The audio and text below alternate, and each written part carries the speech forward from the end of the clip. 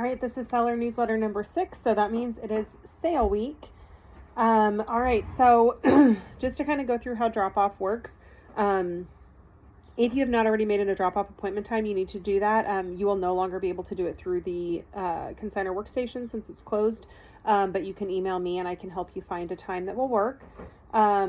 When you get to the armory, you are going to pull through the gates on the east side of the building. So on the right side as you are looking at the armory, and you're going to pull around to the side, you will see an open bay door, and you're going to drive up to that open bay door. When you first get there, get out first, come in the doors. You're going to see us sitting at a table to check in. We'll get you everything that you need to know for drop off, and then you'll be able to start unloading. When you come to drop off is also when you will get your physical seller pass. Sellers are the only ones who get a physical pass. So if you are volunteering, you will still get a pass, and you can share that pass with somebody. Remember that for drop off, we will have volunteers available to help you, but getting your items onto the floor is your responsibility. There is a drop and run option. If you cannot stay, we did increase the prices for that, so take a look at the website if you're needing that option. We do have rolling racks available as well as carts to help you get items put on the floor. Everything should be clearly marked. It should be pretty understandable where things go, and of course there's volunteers that you can ask if you get in a pinch. If it's your first sale, don't hesitate to give us a heads up when you check in, because sometimes we miss that, and we can make sure that you get a little bit of extra explanation. All right, so when you bring your items, you need to have everything tagged, ready to go when you come to the armory. So it needs to be ready for sale per the website. So check out the website for all the details on how things should be prepped. The most important sorting you should do is hanging your clothing by gender and then by size. With the rest of your items, it generally helps to sort it as much as you can. So putting toys together, books together, puzzles together, etc. But the biggest thing is clothing, that you make sure that's sorted, because that'll save you a lot of time. Make sure to leave us, if you are planning to pick up any unsold items, make sure to bring a bin or a box that you can leave with us. It will be labeled with with a label that we will give you when you get there. And that is what we will put your unsold items into. If this question comes up a lot, if you are only, for example, the only items you're wanting to pick up, if they don't sell, as a stroller, we will just have you, if you can either bring just a cardboard box that you can leave, or you can use a cardboard box when you get there. That just is a placeholder to help us with the sorting process. If you are bringing a car seat or a crib, make sure that you attach the checklist to that. You can print them off the website. We will have some available at drop off if you cannot print them off at home. The car seats do also need to go on bases and booster seats, so make sure that you have that completed.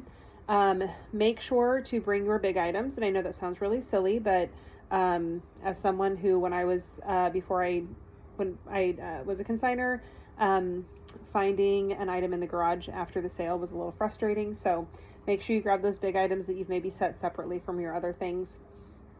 So how the consignor pre-sale works, like I said, you will get a physical pass at drop off, and that will get you in the doors at 6:30 on Friday night. If you would like to shop earlier, we do still need volunteers. That would also allow you to share that seller pass with somebody. If you want a volunteer shift, let us know as soon as possible. We do still have a couple spots open. We had a couple spots open up Thursday at 2:45 to 6:45. And then other than that, our highest needs are Saturday 2:30 to 6:30, Sunday 12:30 to 4:30, or 1:45 to 5. We also have a couple of 2-hour shift options if you're wanting to shop at 6 instead of 6:30. So reach out to us if you want to know what those are. Okay, consignor pickup. We have changed a little bit with our seller pickup. So even if you have sold with us before, there's going to be a little bit of a learning curve the sale for all of us. So we're going to need to be patient with each other. So remember, consignor pickup is Sunday 2 to 4. We are almost never ready to go before then. So please do not arrive early. We will not be ready. We will not be able to let you in to get items early. Please make a pickup appointment so that you can help us not having everybody coming at the same time. When you come in, we are going to give you a checklist. On that checklist, we're going to write your consignor number and your sorting code. In the past, we've had volunteers take you around. We are doing it a little differently this year, and you are going to take yourself around the armory to get your items. Your seller report will be available before pickup this time. So it's very possible that there could still be errors on it, but it should be mostly correct and up to date. When you come to the armory, most of your items are going to be sorted into your tote that you left for us. The exception is going to be hanging clothing is going to be on racks by sorting code. So you're going to have to look through that sorting code to find your items. And then large items are usually separated. So when I say large item, I mean anything that is going to take up too much space in your bin. So if you have like a push walker, if you have anything that would take up a large amount of your bin, we consider a large item. So make sure you check for large items as well. There's also mystery items. We always have items that lose their tags during the sale. Make sure you check the mystery items. At 4 o'clock is when we will start our donation party, where folks will be able to start getting items from the donated items. And so if your items are still there, then we will assume that you do not want them. We also are asking that if you come and you expected to see a certain item there because it was not on your seller report, if that was to happen, we are going to have forms available for you to fill out to let us know about those items. Remember that per the seller agreement, we are not responsible for items that go missing. However, if you wanted to let us know about that, we ask that you do it via that form. And please don't contact us about it afterwards, just because we're pretty limited in what we can do after pickup is completed. Finally, please help us get the word out about the sale. We are going to have another big sale. And so we need shoppers. We work very hard. We put a lot of time and energy and money into advertising. But at the end of the day, just your word of mouth to a friend is so much more valuable than any advertising I could pay for. So sharing our Facebook and Instagram posts, if you can share the Facebook event, participating in our giveaways, even if you're not super interested in the prize, participating in those just to get the algorithm to show us to more people. We have flyers on our website that you can print off. I'll also have some drop off that you can take with you. Please help us get the word out about the sale, because if people know that you're already participating in it, they're going to be more likely to come check it out. Finally, if you have any questions leading up to the sale or need to get a hold of us, generally Facebook Messenger is the best way to get a hold of us, because Sean and I will both get that message.